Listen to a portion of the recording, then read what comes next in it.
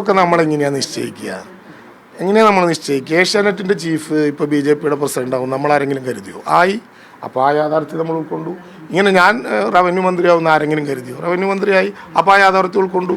ഇനി എങ്ങനെയായിരിക്കും ആരായിരിക്കും വരിക എന്നുള്ളത് നോക്കി നമുക്ക് തീരുമാനിക്കാം. ആ ഘട്ടത്തിൽ പറയാം.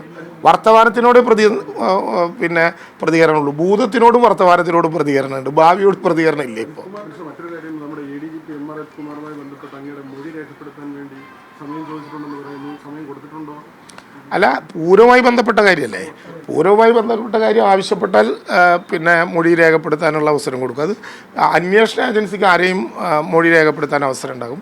നിയമസഭയുടെ തിരക്ക് നടക്കുന്നതുകൊണ്ട് അവർ വന്നിരുന്നു. നമുക്കൊരു സമയം കണ്ടെത്താൻ പറ്റിയിട്ടില്ല. കണ്ടെത്തിയാൽ അത് കൊടുക്കും. അതിന് വേറെ പ്രയാസമുള്ള കാര്യമൊന്നും എന്ന് നിങ്ങളുടെ അഭിപ്രായമാണ്. എനിക്ക് അഭിപ്രായമില്ല. അവർ ഇതൊക്കെ നമ്മളെങ്ങനെയാണ് നിശ്ചയിക്കുക?